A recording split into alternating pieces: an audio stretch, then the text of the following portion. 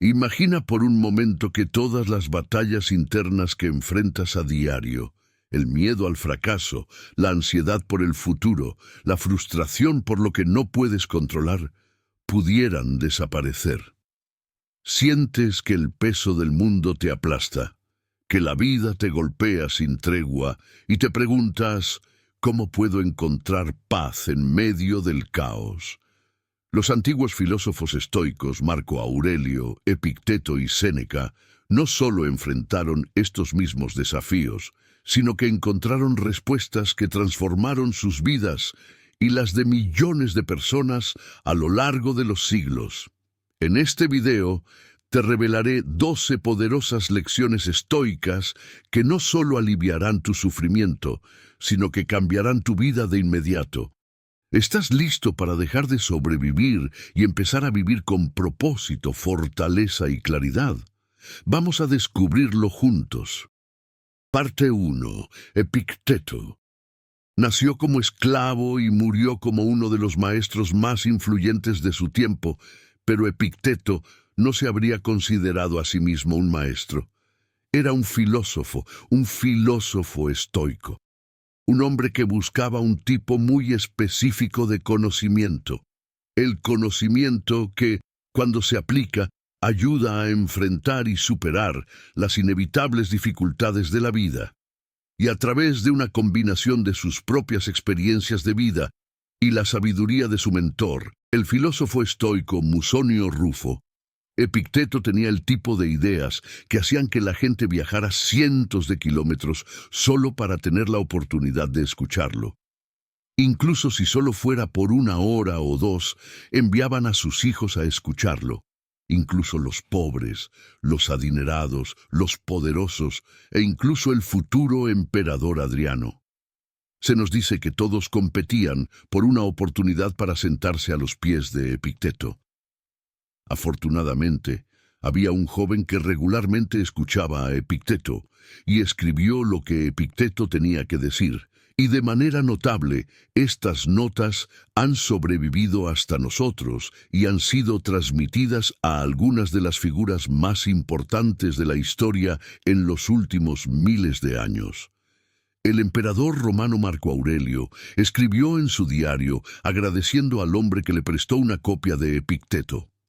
Theodore Roosevelt llevaba una copia de Epicteto con él durante su peligrosísima expedición por el Río de la Duda. El almirante James Stockdale tenía a Epicteto con él mientras dirigía escuadrones de combate diario en Vietnam, y fue en Epicteto en quien se apoyó cuando tuvo que sobrevivir 7 años como prisionero de guerra. La lista es interminable y ojalá después de este video entiendas por qué y agregues tu nombre a la lista de admiradores de Epicteto. Porque verdaderamente fue una de las personas más sabias e inspiradoras que jamás haya existido. Lección 1. Nuestro primer trabajo es este, dijo Epicteto, dividir y distinguir las cosas en 2 categorías, los externos que no puedo controlar y las elecciones que hago con respecto a lo que sí controlo. ¿Dónde encontraré lo bueno y lo malo? En mí, en mis elecciones. Epicteto decía que esta habilidad en particular tiene el poder de transformar tu vida, saber distinguir entre lo que está bajo nuestro control y lo que no, lo que podemos cambiar y lo que no. Si un vuelo se retrasa por una tormenta, por mucho que le grites al representante de la aerolínea, no podrás detener la lluvia. Ningún deseo te hará más alto, más bajo o cambiará el lugar donde naciste. No importa cuánto lo intentes, no puedes obligar a alguien a que te guste.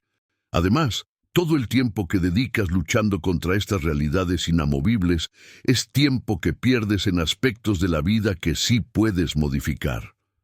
Como enseñaba Epicteto, lo único que realmente podemos controlar son las decisiones que tomamos en este preciso instante, y eso también aplica para ti.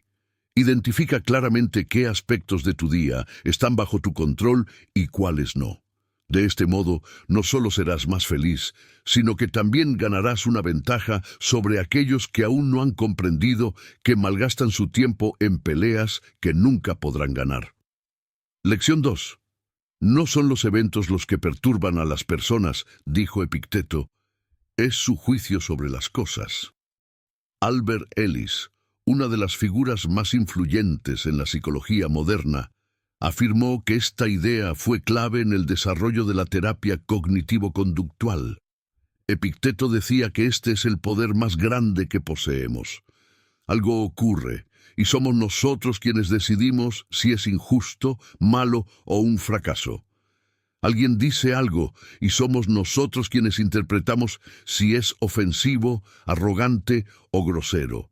Si alguien logra provocarte, según Epicteto, debes reconocer que tu mente ha participado en esa provocación. Los eventos en sí mismos son neutrales. La idea de que son inaceptables es solo una opinión, y tú siempre tienes el poder de cambiar esa interpretación. Lección 3. Es imposible aprender lo que uno cree que ya sabe. Epicteto siempre mantenía los ojos y oídos bien abiertos, constantemente buscando oportunidades para aprender de cada persona y de cada cosa. Esta es la actitud que debemos adoptar a diario, sin importar si somos expertos en nuestro campo o si estamos comenzando. No importa nuestro nivel. Cada persona que conocemos, cada situación que experimentamos, cada libro que leemos o película que vemos, es una oportunidad para aprender, para seguir mejorando, para avanzar un paso más en nuestro desarrollo personal. Una de las preguntas favoritas de Epicteto era, ¿cómo has progresado? Y la mejor manera de responder a esa pregunta es concentrándonos en lo que aún no sabemos, en las áreas en las que podemos mejorar y en cómo avanzar, en lugar de complacernos por lo bien que creemos que lo estamos haciendo. Lección 4. El verdadero hombre se revela en tiempos difíciles, dijo Epicteto. Así que cuando llegan los problemas, piénsate a ti mismo como un luchador emparejado con un joven fuerte con el propósito de convertirte en material olímpico. Las dificultades pueden verse de muchas formas, como un fracaso, una injusticia o el final de la conversación. Solemos decir, esto no estaba destinado a suceder, no quieren que tenga éxito, o ¿para qué seguir intentando? Sin embargo, también podemos elegir, podemos entrenar nuestra mente para ver las dificultades de otro modo, como oportunidades para aprender sobre la resistencia, la paciencia y la resiliencia, para poner a prueba nuestra fortaleza, como una fuerza que fortalece nuestros músculos o como un compañero de combate. Epicteto optaba por esta última visión, convirtiéndose, tanto en su época como en la nuestra, en el símbolo de la capacidad humana para superar las adversidades. Epicteto enseñaba que no se trata de simplemente aceptar las dificultades o resignarse ante ellas, sino de decidir trabajar con ellas, de aprovecharlas al máximo y verlas como oportunidades en lugar de obstáculos. Así, podemos transformar todo lo que nos ocurre en combustible que nos impulse a ser más fuertes y mejores. Parte 2. Séneca. ¿Sabes realmente lo que la filosofía puede ofrecer a la humanidad? Séneca dijo en una ocasión que la filosofía brinda consejo. Nacido en el cambio del primer milenio, una época de paranoia, violencia y turbulencia política, Séneca, como tú, necesitaba orientación. Leyó extensamente y finalmente descubrió una escuela filosófica llamada estoicismo, que había sido fundada en Grecia solo unos siglos antes. Fue en las enseñanzas de los estoicos donde encontró lo que tanto buscaba, una guía para vivir una vida plena. Pronto, Séneca comenzó a escribir cartas y ensayos dirigidos a familiares, amigos y jóvenes promesas, compartiendo la sabiduría que había transformado su propia vida. Nada me resultará realmente satisfactorio, dijo, sin importar lo excelente o beneficioso que sea, si debo quedarme con ese conocimiento solo para mí. Señaló que ninguna cosa buena es verdaderamente placentera si no puedes compartirla con amigos. Lección 5. Hay más cosas que es probable que nos asusten, escribió Séneca, que las que realmente pueden aplastarnos. Sufrimos más en nuestra imaginación que en la realidad. La vida de Séneca estuvo marcada por el sufrimiento. Nació con una enfermedad pulmonar crónica y vivió durante los reinados de los primeros 5 emperadores, cada uno más inestable y violento que el anterior. Fue exiliado y perdió todo en 2 ocasiones. Sin embargo, a pesar de todo este dolor, su consejo siempre fue claro. Solo debemos preocuparnos por lo que verdaderamente importa. Pasamos tanto tiempo anticipando problemas y preocupándonos por el futuro que al final nos castigamos más a nosotros mismos de lo que lo haría aquello que tememos, si es que alguna vez llega a suceder. Séneca nos recordaba que el dolor y el sufrimiento son parte inevitable de la vida. No pueden evitarse. Pero lo que sí podemos evitar son las preocupaciones imaginarias sobre lo que podría o no ocurrir. En lugar de sufrir en nuestra mente, debemos centrarnos en lo que está justo frente a nosotros. Mantente en el presente, mantente en la realidad. Lección 6. La excelencia se marchita sin un adversario, dijo Séneca. Así como el fuego pone a prueba la pureza del oro, la adversidad pone a prueba la fortaleza de las personas. A todos nos gustaría vivir cómodamente, evitar las incomodidades, no tener que hacer lo que no nos gusta, encontrar lo que disfrutamos y quedarnos allí sin movernos. Sin embargo, Séneca advertía que esto es una trampa mortal. Decía que una persona que nunca ha sido desafiada, que siempre obtiene lo que quiere, es en realidad una figura trágica. Has pasado por la vida sin un oponente, decía. Nadie puede saber de lo que eres capaz, ni siquiera tú mismo. Por esta razón, Séneca insistía en la importancia de la adversidad. No solo debemos aceptar las dificultades que la vida nos presenta, sino buscar activamente esos retos para hacernos más fuertes, mejores y más preparados. Cada día, según él, deberíamos buscar desafiarnos, tomar decisiones que nos empujen a crecer en lugar de permitirnos quedarnos estancados. Y cuando atravesamos tiempos difíciles, deberíamos estar agradecidos por la oportunidad que nos ofrecen para descubrir nuestro verdadero potencial. Lección 7. Asóciate con aquellos que te harán un mejor hombre, dijo Séneca. Da la bienvenida a aquellos a quienes tú mismo puedes mejorar. El proceso es mutuo, ya que los hombres aprenden mientras enseñan. Una de las frases más famosas de Jim Rohn es que somos el promedio de las 5 personas con las que más tiempo pasamos. James Altucher también sugiere a los jóvenes escritores y emprendedores que busquen su tribu, un grupo de personas que los inspire a mejorar. Pero el axioma de Goethe es aún más contundente. Dime con quién andas y te diré quién eres. Y Séneca advertía que una de las cosas más importantes a considerar es con quién decidimos rodearnos. Difícilmente regreso a casa siendo la misma persona que salió, decía Séneca. Cada individuo con el que interactuamos deja una marca en nosotros, o incluso puede contaminarnos de manera inconsciente. Debemos ser cuidadosos con a quienes dejamos entrar en nuestras vidas. No debemos temer cortar lazos con entornos o relaciones que ya no nos benefician, ni temer acercarnos a nuevas personas o intentar integrarnos en círculos sociales más saludables. Como señalaba Séneca, el riesgo es alto. De la misma manera que algunas enfermedades se transmiten por contacto, nuestras mentes pueden ser influenciadas negativamente por aquellos que nos rodean. Lección 8. Este es nuestro gran error, dijo Séneca, pensar que miramos hacia adelante a la muerte. La mayor parte de la muerte ya ha pasado.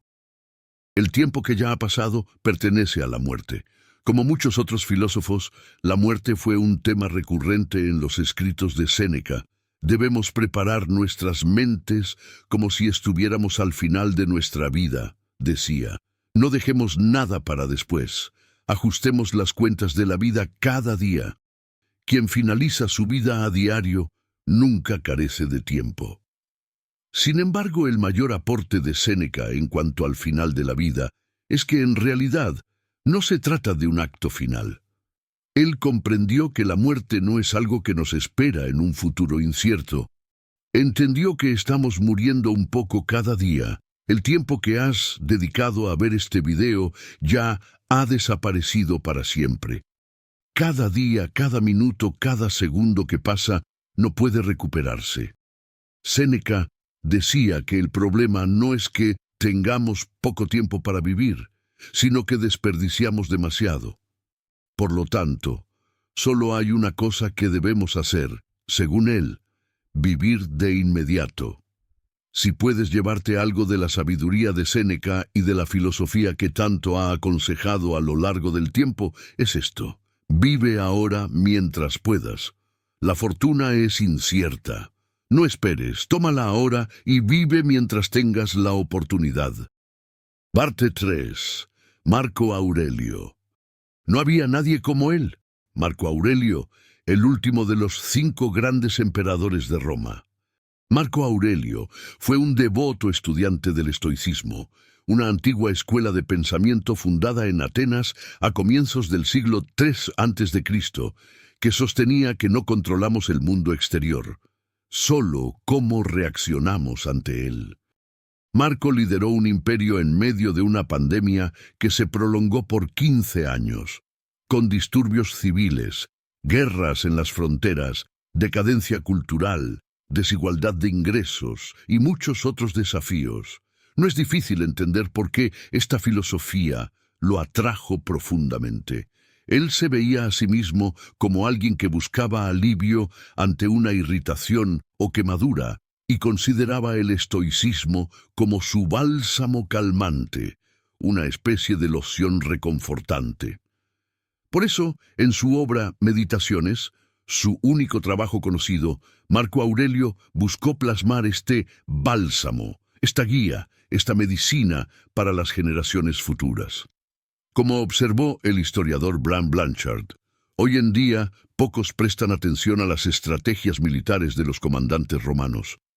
Lo que ha perdurado a lo largo de los siglos es el cuaderno de reflexiones de un hombre cuya vida real es en gran medida un misterio, que escribía en la oscuridad de la noche no sobre los eventos del día o los planes del mañana, sino sobre algo de un interés mucho más duradero: los ideales y aspiraciones que guiaban a un espíritu excepcional.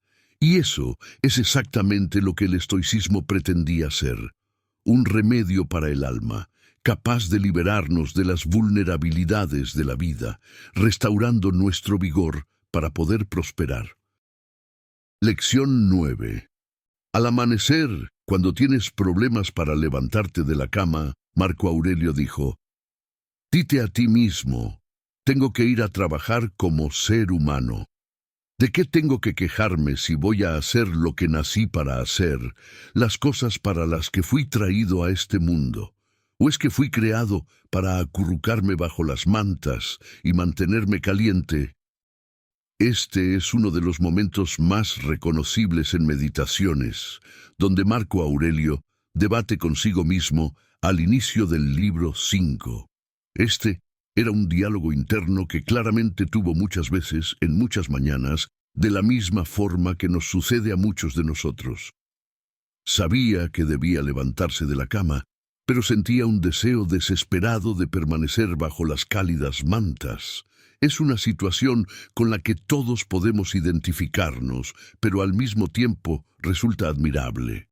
Marco Aurelio no tenía la obligación de levantarse. Ser emperador significaba que podía permitirse no hacer nada. Podía haberse quedado en cama todos los días sin enfrentar consecuencias inmediatas. Nadie le descontaría su paga ni le preguntaría por qué llegaba tarde. Sin embargo, ahí estaba él, insistiendo en que debía levantarse temprano y ponerse a trabajar. ¿Por qué? Como dijo Dante en su poema épico, debajo de la manta no se llega a la fama. No puedes lograr nada si te quedas acurrucado en la cama. Marco Aurelio comprendía que conquistar la mañana era clave para conquistar el día y, en última instancia, la vida. Sabía que ser el hombre más poderoso del mundo no lo eximía de vivir según las leyes de la naturaleza. Sabía que su estatus no tenía valor si no cumplía con sus responsabilidades, que lo estaban esperando al despertar. Comprendía que quedarse en la cama solo significaría que tendría mucho que recuperar más tarde y que habría perdido el control de su día, quedando en modo reactivo. Así que, en resumen, si quieres ser productivo, lograr más y alcanzar la grandeza, debes levantarte temprano. Lección 10. Nuestras acciones pueden estar impedidas, escribió Marco Aurelio, pero no puede impedirse nuestras intenciones o nuestras disposiciones, porque podemos adaptarnos y acomodarnos. La mente se adapta y convierte en su propósito lo que obstaculiza nuestra acción. El impedimento para la acción avanza la acción. Lo que se interpone en el camino se convierte en el camino. Una manera de afrontar la vida es evitar las dificultades. Puedes cerrar los ojos y oídos a lo desagradable. Puedes optar por el camino fácil, esquivando las complicaciones siempre que sea posible. Pero existe otra opción, el camino estoico. Podemos elegir entrenar nuestra mente para ver las dificultades como oportunidades, como un molino que muele el grano. Una chance para aprender sobre la resistencia, la paciencia, la resiliencia y la lucha. Podemos interpretarlas como una prueba de nuestro temple, una vía para aprender sobre personas, situaciones, acciones o circunstancias. Marco Aurelio adoptaba este último enfoque. Escribió sobre cómo el fuego convierte todo lo que se le arroja en llama, afirmando que los obstáculos deben verse como combustible. Para los estoicos, no se trata simplemente de aceptar las dificultades o resignarse ante ellas. Se trata más bien de trabajar con ellas, de decidir sacarles el máximo provecho, de percibirlas como oportunidades en lugar de obstáculos. Así, todo lo que nos ocurre puede convertirse en combustible para nuestro crecimiento. Podemos ser mejores y más luminosos con cada desafío que enfrentamos. En resumen, podemos transformar el obstáculo en el camino. Lección 11. Si en algún momento de tu vida, escribió Marco Aurelio, encuentras algo mejor que la justicia, la honestidad, el autocontrol y el coraje, si encuentras algo mejor que eso, abrázalo sin reservas. Debe ser algo extraordinario. Mientras Marco Aurelio escribía Meditaciones, Roma sufrió una invasión, lo que desencadenó una guerra que se prolongaría durante 5 años. El Tíber experimentó una de las peores inundaciones de su historia, destruyendo viviendas y ganado, lo que trajo consigo una grave hambruna. Cuando finalmente se ganó esa guerra, los soldados que regresaron trajeron consigo una enfermedad mortal, conocida como la peste antonina.